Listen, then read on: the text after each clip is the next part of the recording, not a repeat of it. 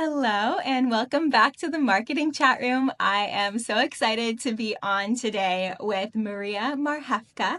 She is a LinkedIn ghostwriter for CEOs and founders. I absolutely adore following her on LinkedIn. She is amazing. If you don't follow her, run right now to her profile. She has great content. It's super valuable, and I just love her style and how her advice and insights are so immediately applicable and easy to digest. So, welcome, Maria. I am so happy to have you here today to talk about LinkedIn. Thank you so much. I'm excited to be here. I'm looking forward to our conversation. Me too. And if you don't mind kicking us off with just a little intro on yourself. Oh, absolutely. So, as Kayla said, my name is Maria Marchewka. I am a LinkedIn ghostwriter for CEOs and founders. So, basically, what I do is I manage their LinkedIns for them so that they can focus on running their businesses. So, it's been a really great experience so far. We're getting a lot of great traction. My clients are very happy with how it's working. And the nice thing is, whenever someone thinks of LinkedIn ghostwriting or ghostwriting in general, they might feel like it's maybe not their words and someone just kind of coming up with something and, putting it under their name. But what I like to do is really use their words and insights and, what we've talked about in conversations and help bring their stories to life that way. So it's their voice. I'm just helping them magnify it and amplify it. That is so cool. It's really awesome that you've been able to turn that skill into a career and help other people with Yes. it as well. And she's also the writer behind Lunch Break, forgot to mention, a really valuable newsletter where she also helps all of us with our LinkedIn Yes. content with really applicable advice and tips. Yeah, so every week on Mondays and Wednesdays, I send out an email at noon Eastern time. And it's just a real quick bite-sized updates of with tips, advice, things that I've done that work. So I'm just trying to share what I'm learning and what I know to work on LinkedIn with everyone else and helping elevate our writing styles too in the process. So it's been a lot of fun, building that newsletter for sure. Yeah, absolutely. And really, really appreciate it. Yeah, So let's dive in. I have a lot of questions for you. awesome. Starting with what is maybe one of the biggest misconceptions that you run into when you're working with a new client who's a founder or a CEO?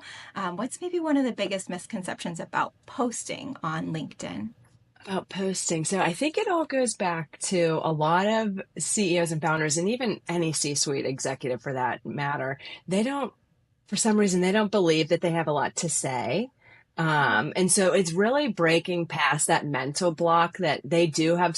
They're a treasure trove of value and content. And so that's where I kind of step in and I'm pulling out those stories. I'm pulling out the lessons that they've learned. And, the things that they've picked up along the way. I mean, I always say what's, might be second nature to us could be novel to somebody else. And it could be like the light bulb moment that they've been searching for. And so that's, something I really try and do with my clients is, talk about from your experience. You have a lot to say. And I think it's just breaking past that mental block that maybe they don't think that they have anything to say or to say enough of to keep a consistent cadence. But once we get talking and, you kind of see that it doesn't have to be all, super professional and buttoned up. It can be, you can show your personality. You can show that you went fishing this weekend, things like that to humanize yourself as well. They start to realize like, oh, I do have a lot to say. And then as time goes on, they start sending me ideas for posts. And that's when I'm like, okay, they get it. Like they're fine. They're in the groove now. And so that's definitely something that I've noticed so far. Nice. Oh, that's really cool. And that makes a lot of sense. When I talk to clients who are CEOs or founders or even just in the C-suite, Hmm. they are often not the ones in the company that's doing a lot of posting, but they have such interesting stories and such interesting Yes. backgrounds and like you said, knowledge that like the rest of us just might not have about specific things. So, yeah, that's really cool. Exactly. And sometimes they have a thought that, who would want to really hear from me. They don't want to be like posturing to their peers and stuff, but really like they have such an opportunity to really connect with people that are one day going to be in their position, and people that are climbing up in the ranks, that the more people see their names, the more brand exposure their companies get. And so it's really just a great way to stay active and build that presence. Yeah, yeah, totally. On that note, how do you recommend people, just in general, or maybe CEOs and founders, balance their personality with their credibility? I feel like you need a little bit of both to stand out on LinkedIn. Yeah, I think it's a balancing act. But I do feel like, and we're seeing it so much more. I know in the recent weeks, the hashtag weird LinkedIn has been trending. So it's becoming so much more accepted and so much normalized on the platform for people to be really showing their weirdness or their quirks and things. And that's really connecting people. Now, if you're a CEO, you have to kind of toe the line, because you don't want to be, too outrageous where people are like, what? This is the leader of this company. But you can let people in, and it could be more of, showing that, something. Now, I'm not a CEO, but something that I talked about recently on my LinkedIn was, people might not know I love WWE wrestling. Like, I get the biggest kick out of it. I think it's so interesting. And, people were like, oh, I would have never expected that. But then it started conversations, and people were coming kind of out of the woodwork saying, I love WWE too. And then, like, you get those personal conversations that really break down that barrier. So I think it's, always the gut check with anything posting online. If you're like, oh, I don't know if I should post this, then maybe don't. You know what I mean? Like, always lean on your gut, because your gut knows best. But, like, let people in, like, go out of your comfort zone a little bit to get people that behind the scenes look at who you are beyond your job title. Yeah, yeah, I like that. It's okay to have a little bit of fun on there. And I've personally found that when I add just like the most random little things about my life or about myself, they perform really well on LinkedIn. And I'm always like, huh, I know, okay. I should do more of this. Yes, exactly. I know. It's like, you're like, this will never land, but you're testing it. And then you're like, oh, that was my best post of the month. So Yeah. maybe I'll learn a lesson from that to do more of that. I recently did one about how much I love goat cheese and yeah, took I off. love that. I love that post, because I was like, oh, I love goat cheese. Now I was like craving it. I remember that post. I was like, oh, that sounds delicious. So funny. It's been a really fun time on LinkedIn the past few weeks, a month-ish, I guess now, Oh, I know. with I just find like, myself on there all the time, not just because it's what I do, but it's because I really enjoy, like, people, casting, away their nerves of what people are going to think, and they're just leaning in, and I think it's great. yeah, and it's nice to have a little community on there of people that you've met that are in different roles or similar roles or different places or similar places. Like it's just a vast audience there. So it's Yes, it really is. really fun to see that kind of personality side of LinkedIn take off a little bit. Yeah. So pivoting a little bit from the goat cheese, do you have an example of a post, a post that you've done for yourself or for a client that's really performed well, and maybe some insights behind why you think it has performed so well? Yes. And so, before this, I had the example, but then one just popped into my head. This was like one of maybe my all-time best posts, and it was from the Scooby Doo, where she's like searching for her glasses. I don't know if you've ever seen that meme where she's like Uh-huh. and she's like, my glasses, I can't hear without, or my subtitles, I can't hear without my subtitles. And I use that meme to go along, and I paired it with why you need subtitles on social media video, and that one just took off. I think I had like over like 100,000 views on it, impressions. And I think it Yeah. took off because, one, people love to laugh. Like, who doesn't love a good meme? And then if you compare a good meme, or, some screenshot, something funny, humorous, with actual tips and advice, and you really bring the value that way, it's like the perfect blend. And I feel like that's was such a good example of that post. And then I've had ones, even for my clients. He took his son to a basketball game, and there was, it was a special night at the basketball game. And so we were like, this is something good. Like, you were there with your son. This is an exciting event. Post it. And it took off. And so, that's a great way to kind of, get your name out there and build your reach and stuff to capitalize on that momentum in the future. So those were two that really stuck out. But the meme one, I was like, oh, that's hilarious that like a silly meme is like my top performing post of all time. That is funny. I feel like it always works out that way too. Like you put so much time and energy into like creating this content calendar and all of Yep. this like polished LinkedIn content. And then it's like the one like random thing, just that one Always. gets the most views. And you're like, oh, Yes. great. I know. And I just posted about that maybe like last week or so. You're exactly right. It's like, I've spent so much time on carousels and making sure every picture is just so, and the words are like, oh, you could like a fine tooth comb, and they do good. You know what I mean? Like, it's Yeah. not like you get a like and you're like, oh, that was a complete dud. But then I'll be like, I did one where I was like, I love working at the library. It's like nice and quiet. Like, where do you like to work? Took off. Like, and it was just a thought that I had. I was like, oh, this could be good. I'm talking about my workspace. And it just, so that just goes back to the point of just post it because you don't know what's going to land. And so the more that Yeah. you post, the more reps that you get, the more start to understand, how the LinkedIn algorithm works. It changes all the time, but it's just really that repetition and trying different styles and topics of posts. That's where you really get into the good stuff. Yeah, for sure. And people do love to engage and connect on most platforms, I'd say, but especially on Hmm. LinkedIn. So that makes sense that the one where you said, where do you like to work? People are like chiming in with their ideas because then they can Yes. connect and relate to you and to what you said and also to each other in the comment section. I see that a lot Yes, on LinkedIn. absolutely. That's exactly right. Yeah, so just that's just a little, I mean, across the board kind of marketing tip, I guess, right? Where you just Yes. engage your audience, figure out what your Yeah. audience wants to talk about, and Welcome speak them their into the language. topic. Yeah. Always pick their brain at the end of your post. Like get them to, Mhm. give them the stage once you've said your piece. For sure. Yeah. I love that. Okay. So a lot of people that I know personally, Hmm. in the corporate world are afraid of posting on LinkedIn, or there's Hmm. like something holding them back. They're just like stuck in a rut in their mind, I think, where they're like, I'm not someone who posts on LinkedIn. Like that's kind of how Hmm. they brand themselves. Like I am not a person that does LinkedIn. Yes. What advice do you have for someone who feels like they can't or shouldn't or don't post on LinkedIn? Right. So honestly, I have been in that spot before. Like before I have been in, my daily rhythm of posting and engaging, I was kind of like the lurker, for lack of a better term. Like I would go on and I would see everyone posting. I'm like, oh, they, have so much to say. I don't know what to say. And then one day I just started like chipping away at it.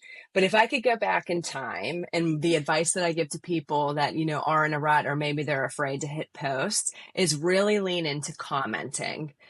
So that's what I really encourage people to do. Like, if you don't feel like you have anything to say in a text box to publish yet, just go in and engage with your community because that's just as important. I always say that that's like the yin and yang of social media is, striking a balance between content creation and then community engagement.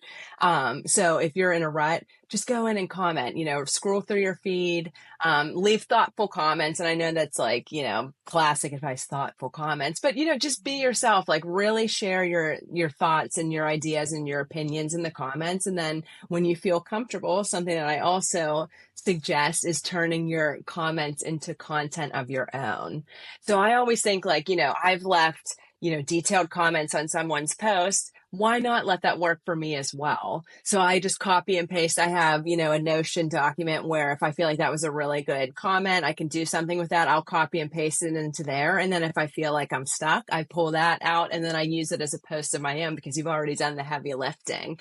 So I do feel like a great starting point just to get into the rhythm of being on the platform every day and just having it be part of your routine and to build that habit is to really start focusing with commenting. Yeah. Oh, that's excellent advice. I have seen that work for a lot of people, and I do kind of what you said sometimes myself, where you like start writing something that you start to find, oh, I'm passionate about this too, right? Like I have Yes, opinions or thoughts or whatever it may be exactly. that I could also share. So yeah, Yeah, that's and there's great. a lot of posts that are what I consider like they're like thought starters. You know what I mean? Like you wouldn't have thought of this topic unless you saw this person's post. So there's a lot of times where I'll feel like I'm gonna the creative right where I don't even know what I'm gonna post about, and then I see a comment and just like floods my mind with ideas for myself. So that's why I always say, yeah, the commenting is a very good starting point.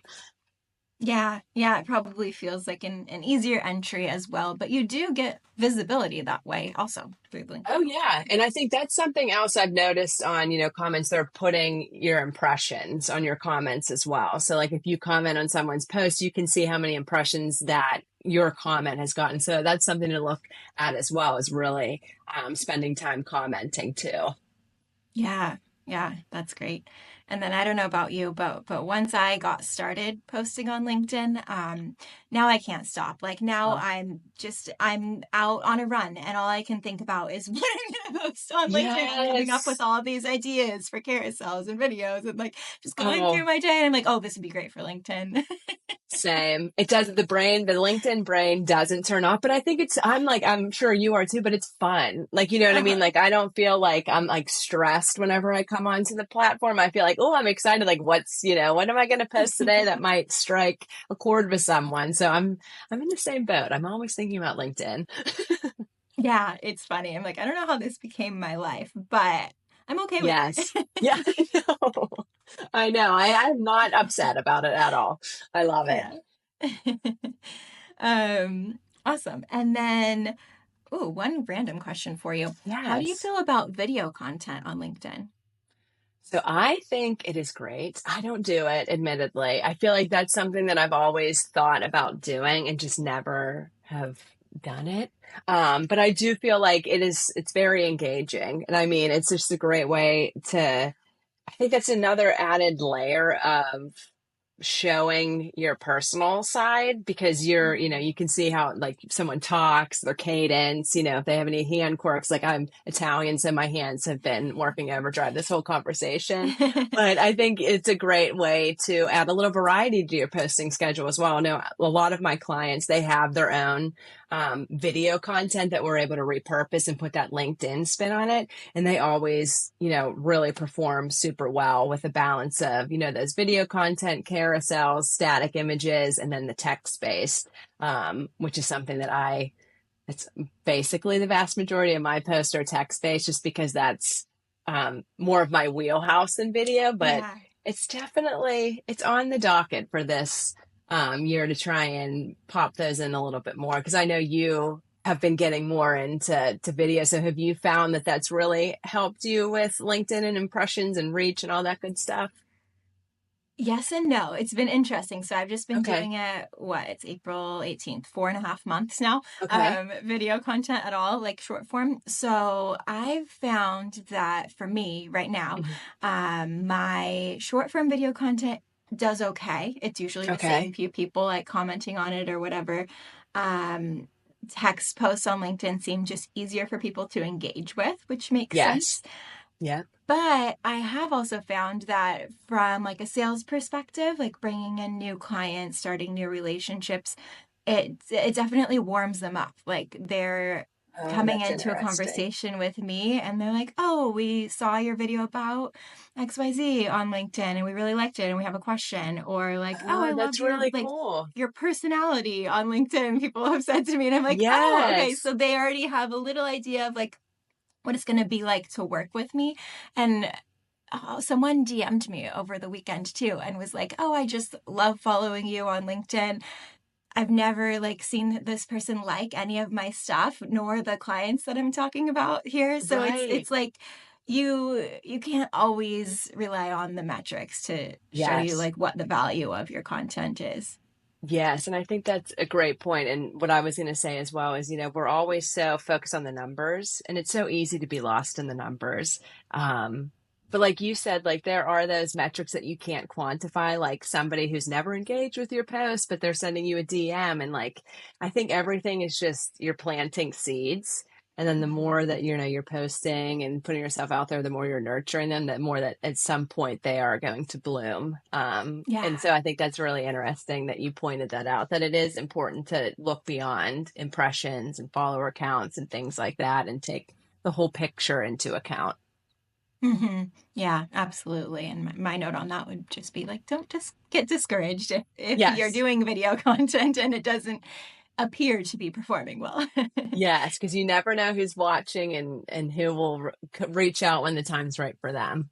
That's what I Hmm. always think. Someone's when they're ready, but we're just always here for them Yeah. whenever, they need us. Yeah.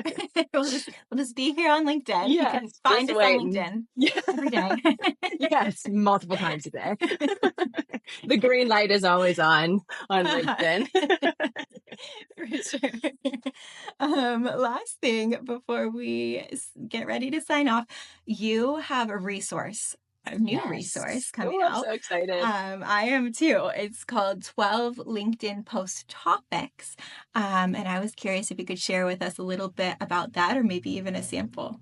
Oh, yes. I'm very excited about this. So I put this guide together. So it has 12 LinkedIn post ideas. But I'm not just saying, write about this or like giving you just like one line sentences and it's a real quick bulleted list. I'm taking it a step further. So I'm showing you like follow up questions that you should be asking yourself to pull those stories out of you. I'm giving you formats and templates so you can fill in the blanks if you need to really get started. And then even examples of posts that I've done in the past on that topic, just so you can see, the layout and, maybe what angles you can take. So it's very comprehensive, I'd like to think, where I'm just, giving you kind of the first month's playbook. So basically why I settled on 12 is because I think that a 3 post a week cadence is a very good sustainable way to be consistent and to get into that habit. So 12 posts is a month's worth of content. So this will help you get out there and start to form that habit. And the first tip or the first topic that I gave was to introduce yourself on LinkedIn. It's very easy to think like, oh, well, they can just read through my work experience. And if they want to, they can scroll here. But these introduction posts that you've probably seen before, where, it's a picture of the person, and then they give like 5 or 10 fun facts about themselves. That's a really great way to, put yourself out there and to really reintroduce or introduce yourself for the first time to your audience. So that's the post that I lead off with. So I always think, just talk about what you like. Like my fun facts that I've done before is that, my favorite alcoholic beverage on the weekend is a margarita on the rocks, like things like that. Or I love to read. I'm a runner, I love Bluey more than my kids, like things like that, like anything that you could really pull from, to kind of show that you are way more than just the professional on LinkedIn. And I think that really is a great starting off point to form those connections with people. Oh, yeah, absolutely. Ah, I love that. And I'm so excited Yes. to see the entire resource. Yes. I'm excited to share it. Thank you. Yeah, super cool. So before we officially sign off, is there anything else you wanted to share or a closing thought that you have?